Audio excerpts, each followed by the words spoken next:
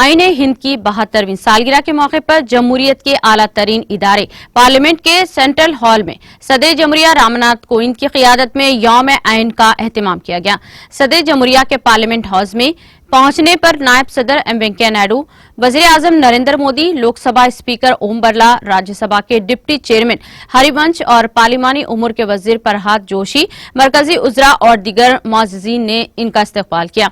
Programme का आगाज करते हुए पार्लिमानी उमूर के वज़ीर जोशी ने आईनी शख्सियात को मुबारकबाद पेश की और कहा कि 26 नवंबर 1949 को मुल्क की तारीख में बहुत अहम मुकाम है, क्योंकि इस दिन मुल्क के लोगों ने दुनिया के सबसे बड़े तहरीरी आईन हिंद को अपनाया था। मोदी हुकूमत ने आईन के मामर कहे जाने वाले बाबा साहब अम्बेडकर की 125वीं सालगिरह पर साल 2015 में पहला यौम आइन मनाने का ऐलान किया था। इस मौके पर मिस्टर कोविंद ने दस्तूर साज असेंबली के बहैसियत का डिजिटल एडिशन भी जारी किया है। उन्होंने आइन की असल कॉपी का डिजिटल एडिशन भी जारी किया।